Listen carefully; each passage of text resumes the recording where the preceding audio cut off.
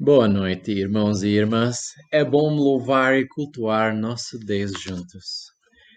Estes dias são diferentes. Muitos de nós estão em casa sem passear e sem ficar com os queridos. Alguns de nós precisam fazer mais com menos. E é triste ver que quando as horas e as coisas se tornaram mais difíceis, há mais desafios em nossos relacionamentos. Eu tenho que dar uma pausa quando eu não trato as minhas filhas com a mesma paciência que eu deveria tratar, e nem sempre vivo a vida comum do lar com discernimento, nem no trabalho, nem na igreja. Hoje à noite, a mensagem está em 1 Coríntios, capítulo 3. E os coríntios tinham dificuldades, entre eles também. Paulo escreveu uma carta para confrontar a igreja de Corinto, a igreja que ele plantou e que ele tem cuidado por um ano. Os coríntios não estão se dando bem. Lutas, politicagem, facções, desacordos caracterizavam seus relacionamentos. E Paulo tinha uma mensagem para eles e que serve também para nós.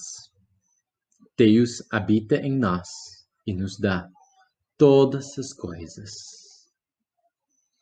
E então, vamos considerar suas palavras em 1 Coríntios, capítulo 3, versículo 16 e seguintes.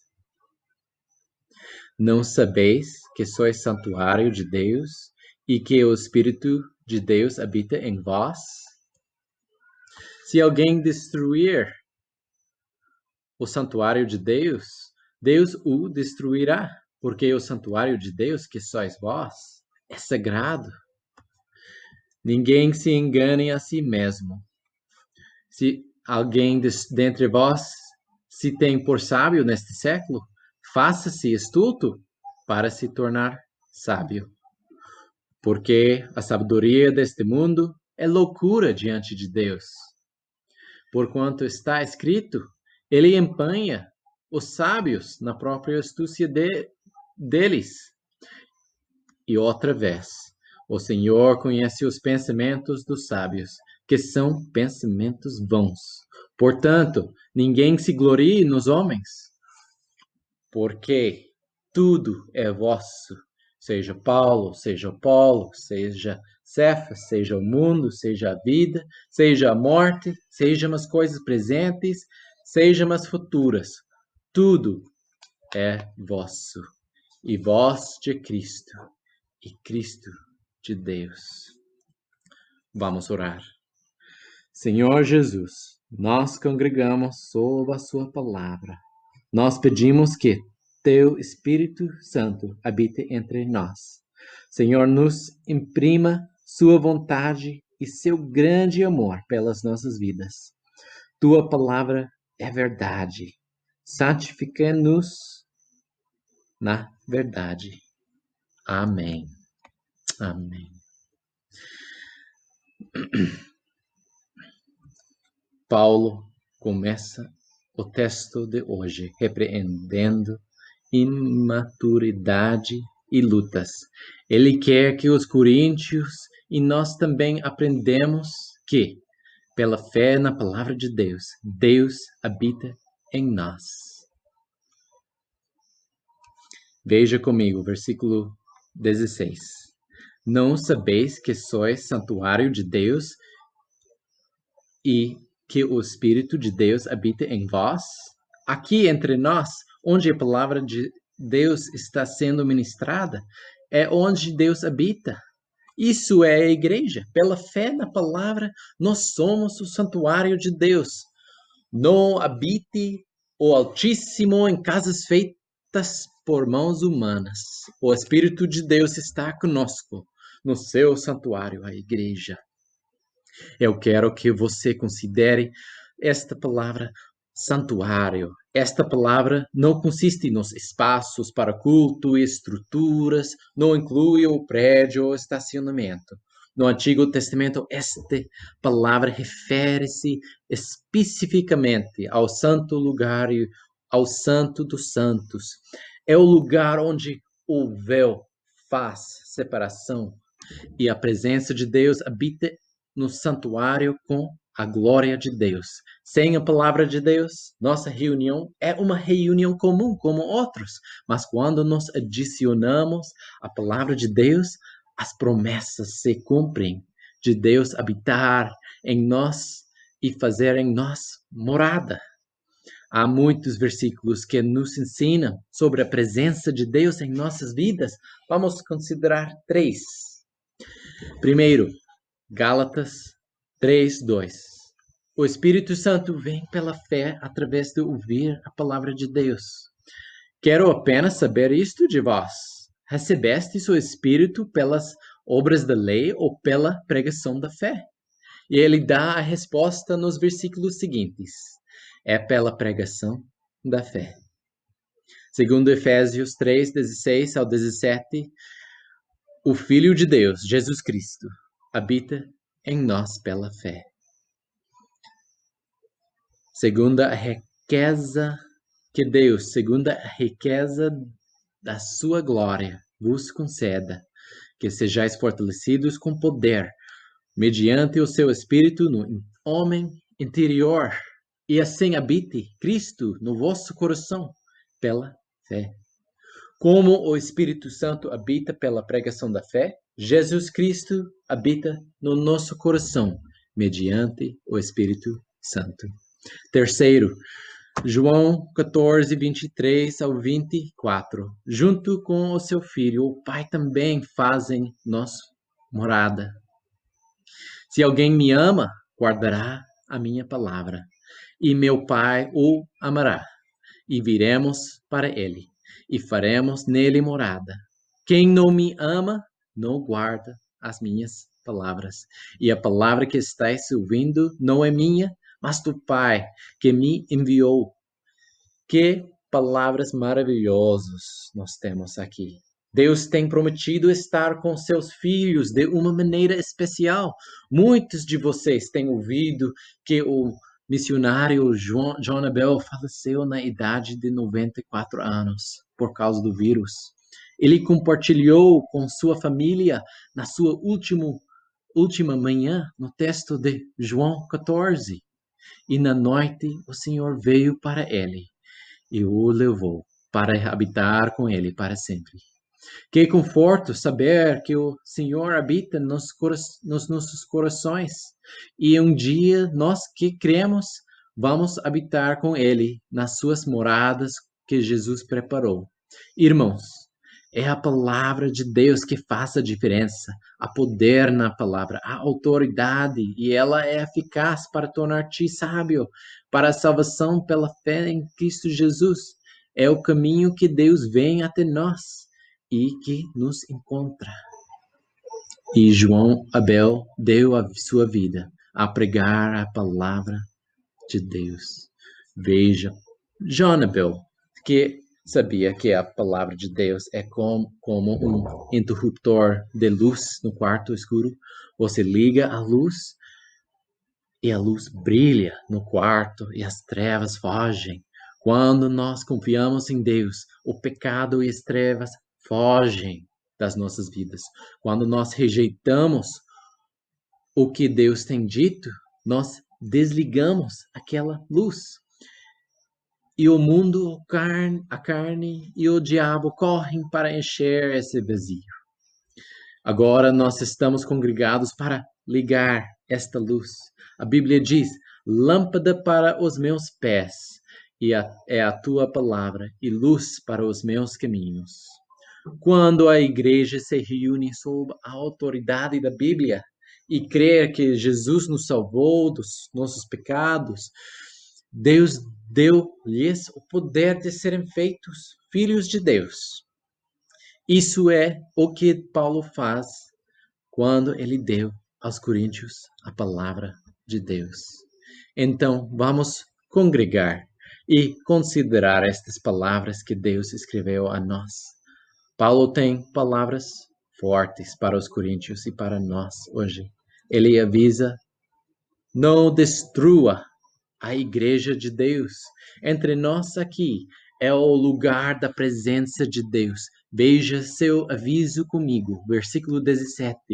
Se alguém destruir o santuário de Deus, Deus o destruirá, porque o santuário de Deus, que sois vós, é sagrado.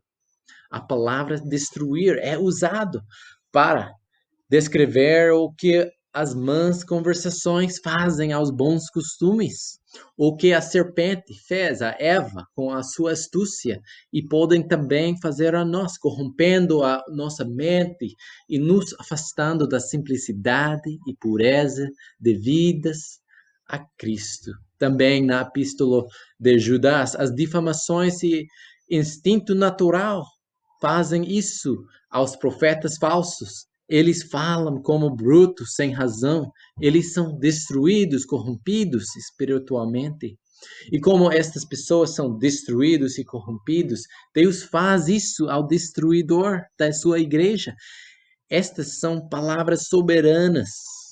O Deus que nos criou, que nos resgatou, que nos santificou, ele vai nos destruir se nós destruirmos sua igreja.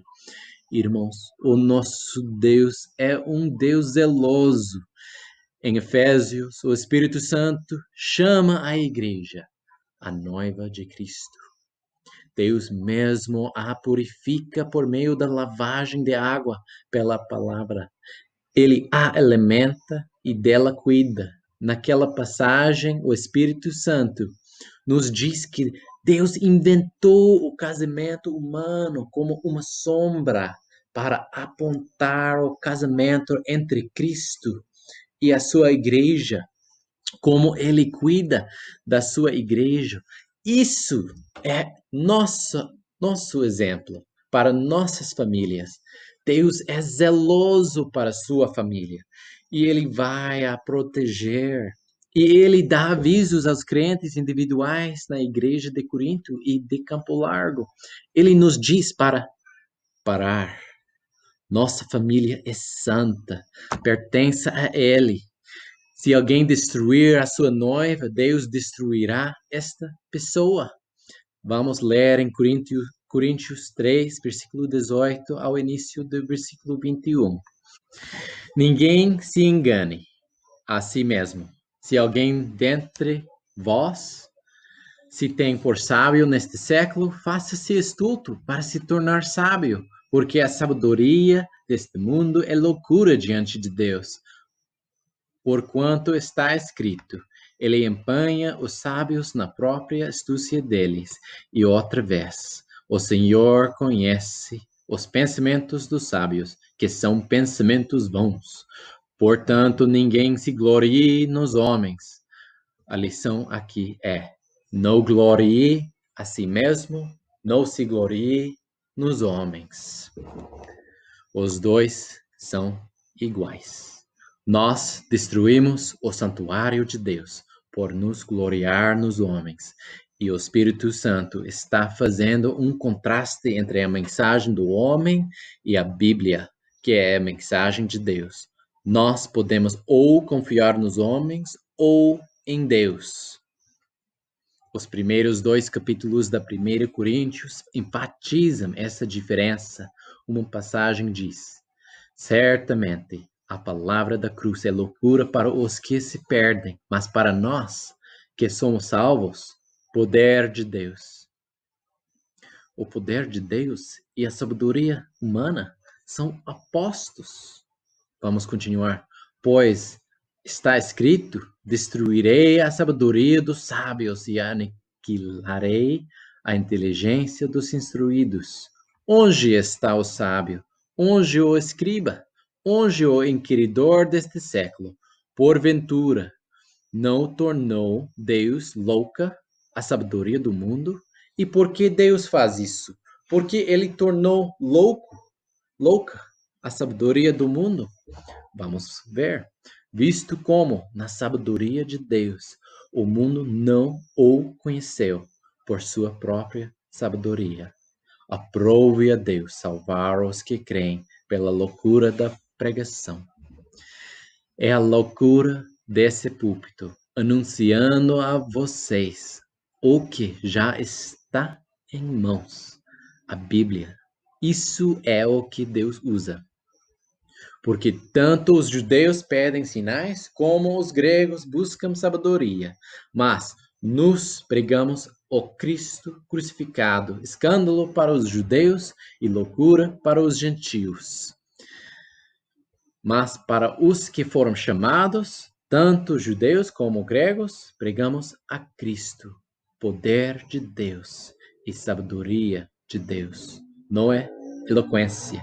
É a mensagem simples que Cristo morreu no seu lugar. E veja comigo a diferença entre sabedoria humana e a loucura de Deus. Porque a loucura de Deus é mais sábia do que os homens, e a fraqueza de Deus é mais forte do que os homens. Que Deus maravilhoso! Nós não dependemos da educação, ou da sabedoria, ou da oratória, ou do trabalho duro. Nós dependemos da maneira simples e terrena que Deus ordena comunicar todos os tesouros do céu. Deus não usa a glória dos homens, então nós não deveríamos usar também. Eu quero compartilhar um pouco da minha história e nossa herança com o homem, com o exemplo dos tribos Santali. O homem nos ensina a dependermos de nós mesmos, no trabalho duro, no orgulho, na experiência das nossas vidas, na cultura Santali, onde eu fui criado, as histórias os ensinam a encontrar grandes homens e poderosos, e seguir um homem grande.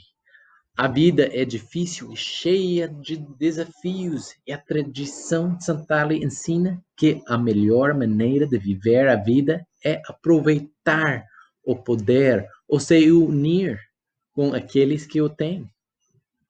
E uma parte da história dos tribos Santali é como eles viajaram através dos Himalaias, como eles perderam contato com o seu Criador e como na sua impotência eles viraram aos demônios e às superstições para controlar os desafios nas suas vidas. Eles procuram segurança nas falsas promessas do poder e dos espíritos. Em 1863, Deus enviou um norueguês teimoso da Igreja Luterana Livre Velha, Lars Skrefsrud. Os tribos Santali foram libertados das trevas e a palavra de Deus brilhou nos corações, expulsando a escuridão de dúvida. Na época dos meus avós e pais, Índia e Bangladesh tinham igrejas luteranas espalhadas, o fruto do ministério fiel, descreve Srud. Essas igrejas têm continuado na mesma herança espiritual. Eles não continuaram com a tradição da Igreja Luterana livre. Eles vivem pela palavra de Deus e o Espírito Santo habita neles pela sua palavra. Nossa passagem hoje cita o livro de Jó. Ele empanha os sábios na própria astúcia deles. E Davi, o Senhor conhece os pensamentos dos sábios, que são pensamentos bons. E eu quero que nós consideremos o exemplo de Jó e como ele é o modelo de fé para nós. Jó se apegou à sua justiça e ao futuro que Deus tinha para ele. Jó diz no capítulo 19 do seu livro: quem me dera fossem agora escritas as minhas palavras, quem me dera fossem gravadas em livro, quem com pena de ferro e com chumbo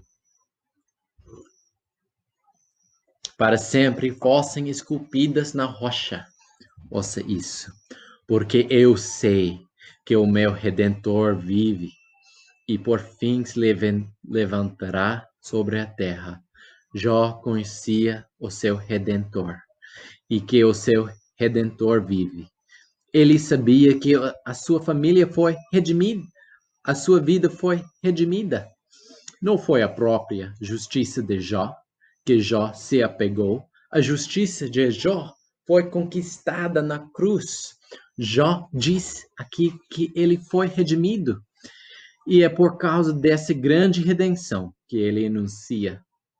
Depois revestido este meu corpo, da minha pele, em minha carne verei a Deus. Vê-lo-ei por mim mesmo. Os meus olhos o verão e não outros. De saudade me desfalece o coração dentro de mim. Veja a saudade de ver a Deus. Jó sabe que depois que o corpo está enterrado e destruído, Deus ressuscitaria aquele corpo e que ele, Jó, estaria diante de Deus e com os seus próprios olhos ele veria Deus. E que momento glorioso que Jó queria. É isso que a palavra de Deus nos ensina, que Jesus é o Redentor de Jó e que ele veio redimir não somente a Jó, mas a você e a mim, para que todos que pecaram e carecem da glória de Deus, que venham a ele, se encherão com a palavra de Deus. Eles em seus corpos vão ser o santuário de Deus, e não só nos corpos, mas que eles iriam com esta palavra e espalhariam e encheriam todos os outros com a Bíblia, para que o Espírito Santo congregasse com crentes nas igrejas por meio da sua palavra e para que ele mesmo viesse e habitasse naquela congregação. Note a promessa em Jó, para quem se apega à justiça que pertence a Jesus e que ele nos dá. Jó não ouve a sabedoria humana da sua esposa quando ela diz: amaldiçoa a Deus e morre.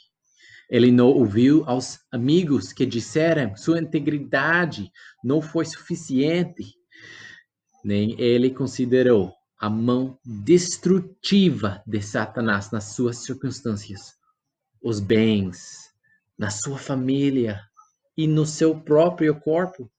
Todas estas aflições que ele sentiu, todas as aflições que você sente nesta vida, que eu sinto, elas aumentaram a fé, a sua confiança que Jesus cobriu seus pecados. Irmãos e irmãs que confiam em Cristo, suas doenças e desafios produzem perseverança. Nós estamos na quarentena. Perseverança. Paulo foi espancado. Perseverança. Jó perdeu os seus filhos. Perseverança. Nossos amigos, nossa família nos rejeitam por causa de Jesus. Perseverança. A vida dos crentes está pressionada, é abalada com dificuldades, mas as Escrituras dizem que nos gloriamos nas tribulações. Tribulação produz perseverança, e perseverança, experiência, e a experiência, esperança. E ora, a esperança não confunde. Por quê? Porque o amor de Deus é derramado em nosso coração pelo Espírito Santo, que habita em nós e nos dá todas as coisas através da palavra. Assim como os coríntios, é fácil sermos distraídos por homens, destruir o santuário com a sabedoria humana. Mas, quando nós voltamos a Deus da maneira que Ele mesmo tem revelado na Bíblia, nós, pela fé, herdamos todas as coisas. Versículo 21 diz: portanto, ninguém se glorie nos homens, porque tudo é vosso. Uou! Considera o que o Espírito está nos dizendo aqui nesta pequena palavra, por quê? Por que a igreja não gloria em si mesma ou em seres humanos?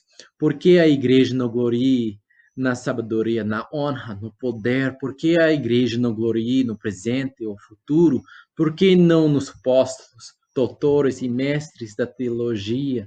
Não nos evangelistas, nos professores? Porque nós não gloriamos nas obras dos homens ou nos livros? Porque nós não deveríamos nos homens, porque está escrito: porque tudo é vosso, seus servos. Eles pertencem a vocês. Eles são criados para vocês. Vocês não são criados para eles. Eles pertencem completamente à igreja que estava em Corinto. Eles pertencem completamente a nós, aqui na Igreja Luterana Livre Campo Largo. Note como o Espírito Santo diz: tudo é vosso. Não é de Paulo e os apóstolos, ou de Paulo e a congregação, mas vosso, a congregação. Porque os coríntios seguem Pedro ou Paulo ou Paulos? Por quê? Nós não deveríamos seguir absolutamente as pessoas, missionários, João Abel, Martinho, Lutero, Pasteirão, os apóstolos, porque eles são homens. E quando nós confiamos na palavra de Deus, nós nos tornamos seus filhos. Quando nós confiamos na Bíblia, nós nos tornamos os filhos de Deus. E nós temos acesso direto ao trono de Deus pela fé nas suas promessas. Jesus tem pago a dívida dos nossos pecados. Jesus venceu o mundo e pela fé nele nós pertencemos a ele. Versículo 23 diz: tudo é vosso e vós de Cristo. Veja a atitude que eu e você deveríamos ter. Mateus 23, 8 diz: vós, porém, não sereis chamados mestres, porque um só é vosso mestre, e vós todos sois irmãos. Nós todos temos um mestre, Jesus Cristo. Nós somos irmãos. Ele continua, versículo 11: mas o maior dentre vós será vosso servo. Quem a si mesmo se exaltar será humilhado, e quem a si mesmo se humilhar será exaltado. Humildade e serviço. Palavras feias para nossa natureza. Nós não fomos chamados para ser dominadores. Jesus, o Rei do Universo, veio para dominar exércitos? Não. Ele veio como um servo com uma toalha para lavar os pés. Também nós não devemos nos tornar escravos de homens. Por preço fomos comprados, o preço do sangue de Jesus. Nós não temos a direito de nos vender ou dar nossas mentes aos homens, mas nós deveríamos ouvir ao que nosso Pai Celestial diz. Nós deveríamos temer e amar a Deus como filhos bons e obedientes. Eu tenho falado sobre o acesso direto que nosso Pai amado nos dá na Bíblia. Mas é também a verdade que, quando nos confiamos na Bíblia, nós recebemos presentes. Nossos versículos hoje fazem um catálogo dos presentes que Jesus dá à noiva, à igreja. Sermões inteiros são pregados em cada um destes, mas, como pedras preciosas, vamos examinar rapidamente com a luz da palavra de Deus. Primeiro, a supremacia da igreja local. Tudo é vosso, seja Paulo, seja Apolo, seja Cefas. Aqui longe de apelar a exercer a autoridade apostólica, ou a autoridade das igrejas principais, Jerusalém e Antioquia, ou da autoridade humana para dominar a igreja em Corinto.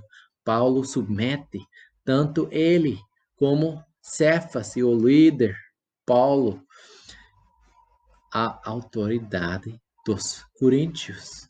As congregações evangélicas nos dias de Lutero foram maravilhadas por estas palavras e reconhecidas a importância da igreja local e a Bíblia em relação ao Papa, aos bispos, aos conselhos, às escolas, ao imperador, aos governadores, às tradições, às confissões e a todas as ideias humanas. Só a palavra e o Espírito Santo são soberanos na igreja local e no individual.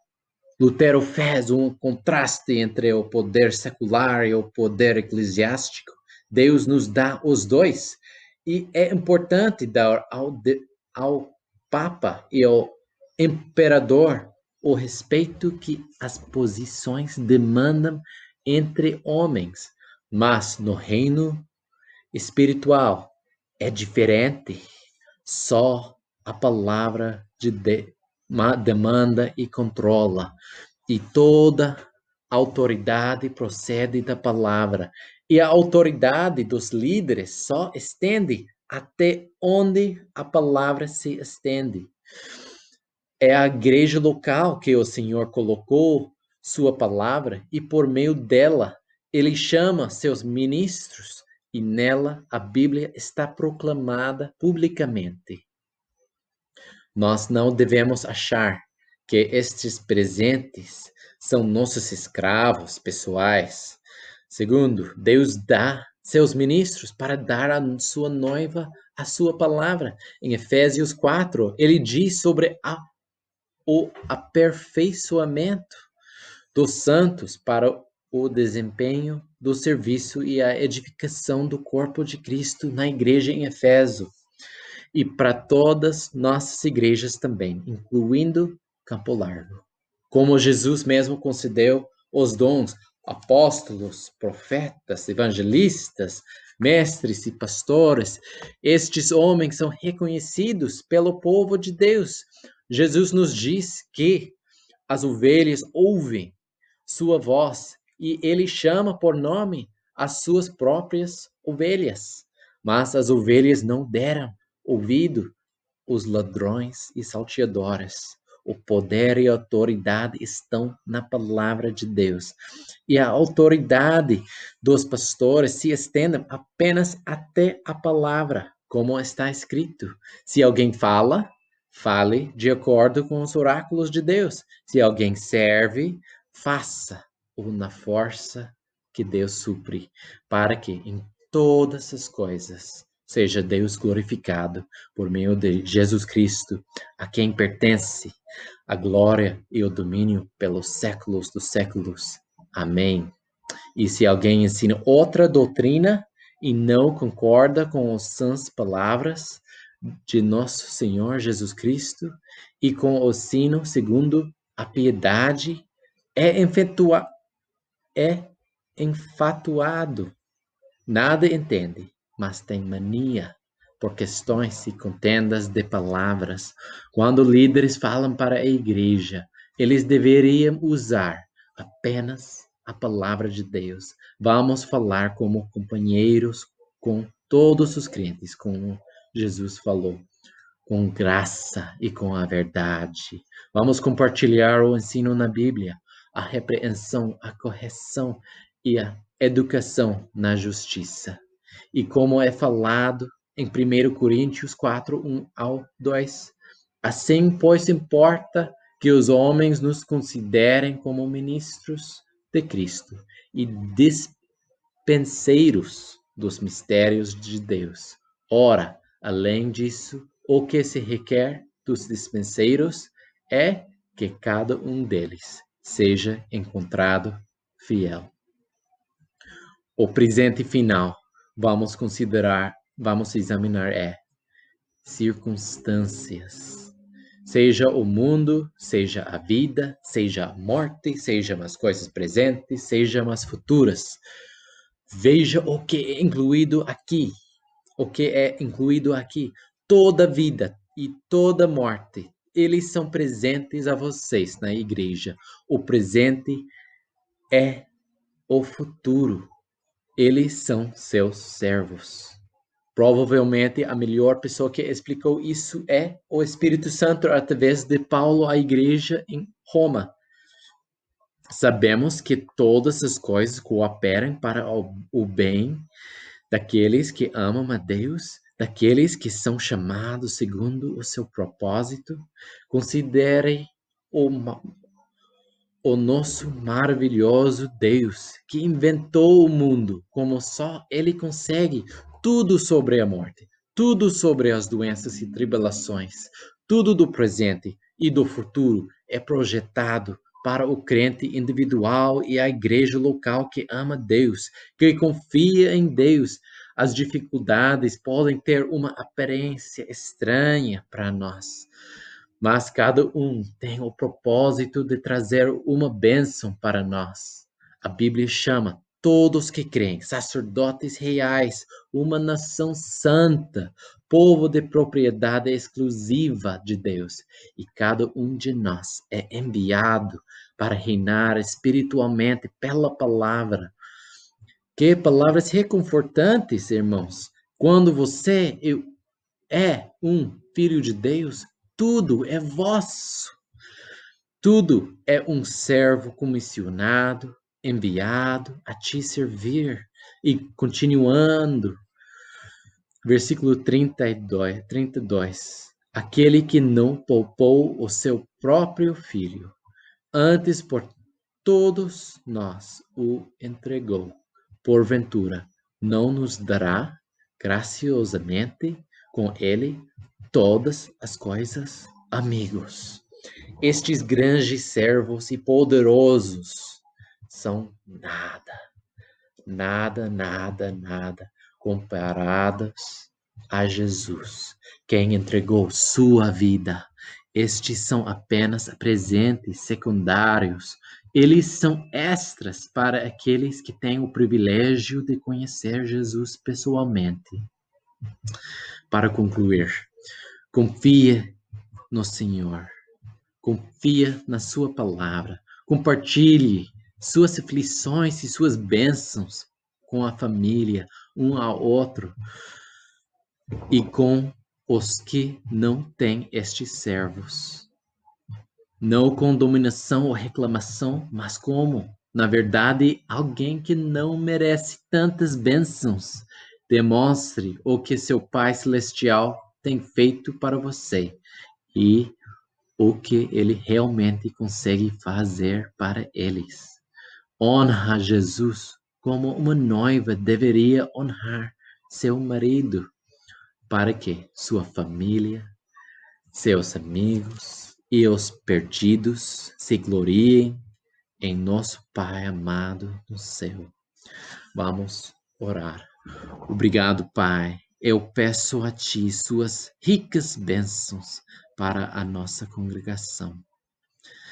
Eu te agradeço pelos muitos servos que Tu tens dado a nos servir. Mas, acima de tudo, eu agradeço por Jesus que vem pela palavra alimentar sua noiva, lavar e purificar ela de todo pecado. Nós agradecemos estas coisas com todas as igrejas e crentes em todos os lugares, de acordo com sua palavra. Em nome de Jesus. Amém.